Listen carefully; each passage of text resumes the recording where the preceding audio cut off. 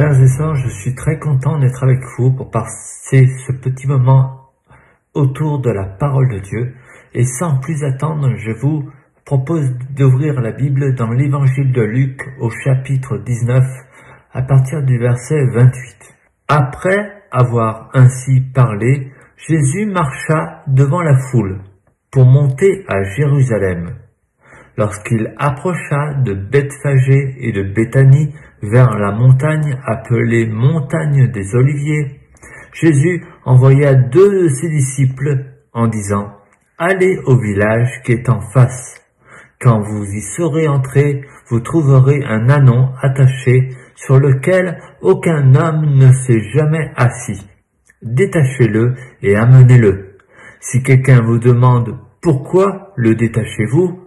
vous lui répondrez « Le Seigneur en a besoin ». Ceux qui étaient envoyés allèrent et trouvèrent les choses comme Jésus leur avait dit. Comme ils détachaient l'ânon, ses maîtres leur dirent « Pourquoi détachez-vous l'ânon ?» Ils répondirent « Le Seigneur en a besoin ». Et ils amenèrent à Jésus l'ânon, sur lequel ils jetèrent leurs vêtements, et ils firent monter Jésus. Nous approchons, frères et sœurs, d'un moment tragique, car Jésus monte à Jérusalem, et il va y avoir bientôt l'arrestation, il va bientôt y avoir la crucifixion, la mort, et Jésus va se donner lui-même pour nos péchés. Et il va ressusciter, bien sûr, mais en attendant, il y a des choses qui vont se passer, qui sont des choses de souffrance. Ne l'oublions jamais. Dieu s'est donné pour nous. Et il y a cette phrase qui revient tout au long de ce texte. Le Seigneur en a besoin. Vous pouvez vous dire cette question, mais je ne suis pas un âne, tout de même, pour que le Seigneur ait besoin de moi. Vous savez, si dans le monde, on vous a dit souvent, mais tu es un âne, tu n'arriveras jamais à rien. Le Seigneur vous dit aujourd'hui, frères et sœurs, et je veux vous encourager en vous disant, le Seigneur a besoin de vous. Le Seigneur a besoin de vous. N'en doutez jamais. Voyez-vous, quand il est parlé de l'âne dans la parole de Dieu, il est parlé de la monture préférée des rois. Que ce soit David ou que ce soit Salomon, ils sont tous les deux rentrés dans Jérusalem, montés sur un âne. Et c'est ce que Jésus désire faire. Il désire monter à Jérusalem sur un âne.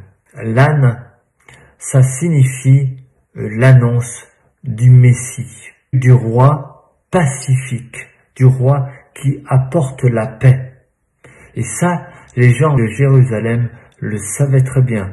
Vous pourrez le lire dans Zacharie, chapitre 9, au verset 9, où il est écrit « Sois transportée d'allégresse, fille de Sion, pousse des cris de joie, fille de Jérusalem.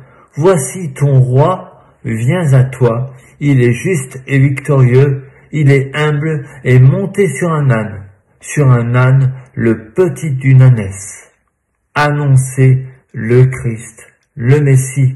Frères et sœurs, c'est notre mission. Nous devons annoncer Christ. Nous devons annoncer Jésus, Roi des rois, Seigneur des seigneurs, celui qui est venu sur la terre pour nous donner une nouvelle vie, une vie éternelle. Une autre remarque que l'on peut faire sur l'âne, sur l'ânon plutôt, c'est qu'il est jeune et que personne ne s'est jamais assis dessus. Il est fragile, il est impétueux, il est capricieux. Frères et sœurs, cet âne, il nous ressemble. Sans Jésus, on peut rien faire. Et cet âne, il nous rappelle notre incompétence. Nous sommes incompétents sans Dieu. Nous avons besoin de Jésus. Vous avez besoin de Jésus. Cet âne aussi, on remarque qu'il est lié. Il est encore attaché. Et laissez-moi vous poser cette question, frères et sœurs, très humblement, je vous le dis. Qu'est-ce qui vous tient attaché? La Bible nous dit que Christ nous a rendus libres. Nous sommes libérés.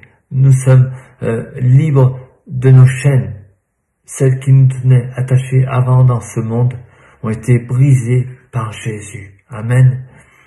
N'est-ce pas une bonne nouvelle? Amen. Il nous est dit aussi concernant cet anon qu'il appartient à ses maîtres. Cela nous parle, frères et sœurs, de nos dépendances, de ce qui nous possède. Qu'est-ce qui nous possède dans cette vie?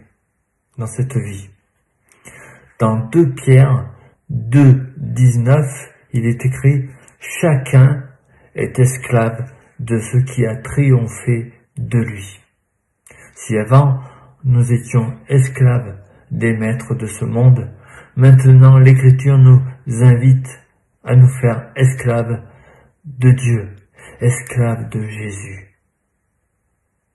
Non pas un esclave comme on peut le voir dans le monde, mais un esclave qui fait les choses pour Jésus, par amour pour lui.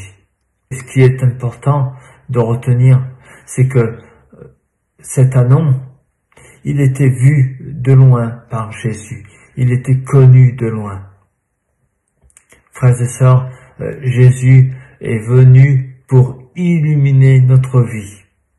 Il nous connaît déjà, il sait tout de nous, et cela est très réconfortant, car Jésus sait tout à l'avance. Remarquons que les disciples le trouvent. Les disciples trouvent l'anon. Vous savez, dans ma petite vie, dans ma vie à moi, j'ai été trouvé par Jésus et vraiment, c'est la plus belle des choses qui me soit arrivée sur cette terre. Merci Jésus de m'avoir trouvé, de m'avoir permis de faire une expérience merveilleuse avec toi. Ah, quelle joie, mes frères et sœurs, d'être découvert, d'être trouvé par Dieu, d'être appelé. C'est une grande joie pour Dieu. C'est un signe de résurrection pour moi, pour vous, pour le peuple. Une nouvelle vie s'annonce pour nous. Nous allons vivre éternellement avec lui. Et vraiment, c'est merveilleux que le nom du Seigneur soit béni. Ce qu'on peut dire, c'est que les disciples le détachent. Dieu vient me chercher dans ma petite vie. Et quand il m'a trouvé, quand il vous a trouvé, il vous rend libre. Il vous détache, il vous délie, il vous libère. Amen. Il vous a délivré. Les disciples font ce que Jésus a dit. Ils trouvent l'anon, ils le détachent. Les disciples l'amènent à Jésus. Libéré au service de Christ, oui, le Seigneur a besoin de moi.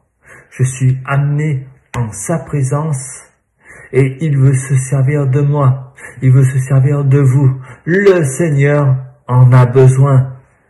Nous sommes appelés à rentrer dans le service du Roi des Rois, du service du Seigneur des Seigneurs, Jésus-Christ, notre Sauveur.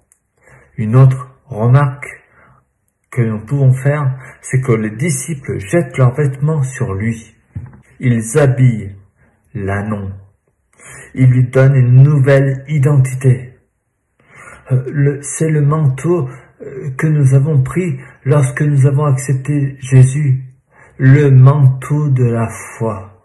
Maintenant, nous sommes des nouvelles créatures. Toutes les choses anciennes sont passées. Maintenant, toutes choses sont devenues nouvelles. Amen.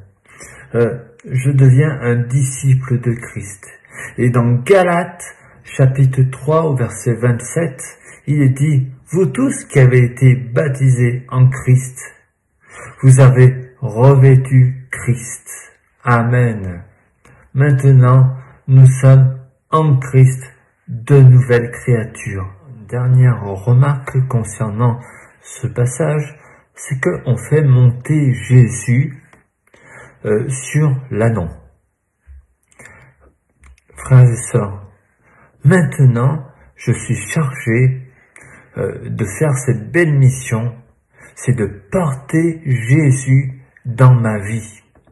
Il faut que dans ma vie, on puisse voir que je porte quelque chose de nouveau, ou plutôt quelqu'un de nouveau.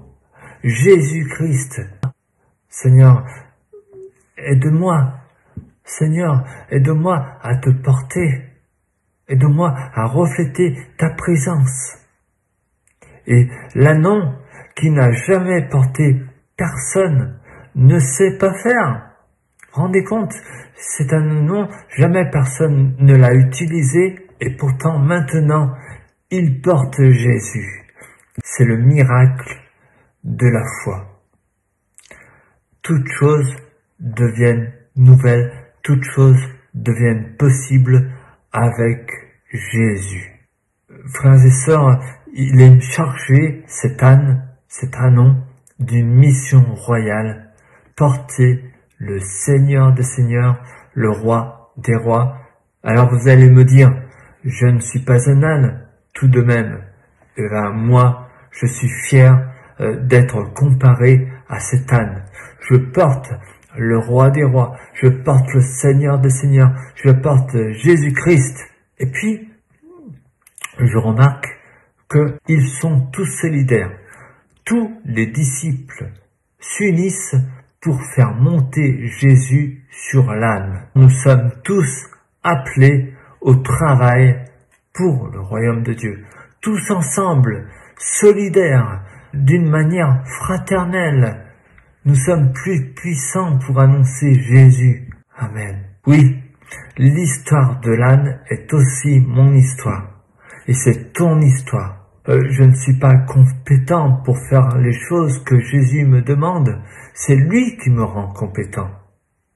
Je suis si fragile, comme cet âne. Cet âne était fragile, et moi je suis fragile comme lui.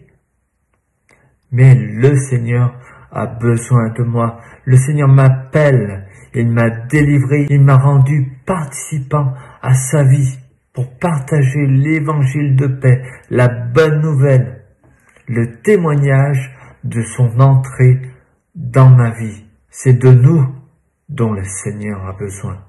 Il a besoin de moi, il a besoin de toi, il a besoin de vous, il a besoin de son Église. Quelle chance nous avons, frères et sœurs, quelle chance. Nous allons prier. Père Céleste, nous voyons au travers de cette lecture que nous avons fait, que tu cherches à utiliser chacun de nous, Seigneur, dans notre faiblesse, dans notre nature. C'est toi qui nous as libérés, c'est toi qui nous as détachés des attraits de ce monde pour nous appeler à ton admirable lumière. Merci Seigneur, parce que c'est un réel encouragement pour nous, à nous mettre en marche, Seigneur, pour toi. Seigneur, si avant la vie nous rendait captives, Seigneur, de choses mauvaises, maintenant nous sommes libérés par Christ. Et cela pour une mission royale, annoncer le Roi des Rois, le Seigneur des Seigneurs. Je prie pour que mes frères et sœurs, Seigneur, soient encouragés, soient bénis en toi, et que tu puisses leur donner en cette année la possibilité d'annoncer ta parole, d'annoncer la délivrance qu'il y a en toi, d'annoncer la vie éternelle en Jésus-Christ, notre Sauveur et notre Dieu. Amen. Soyez bénis.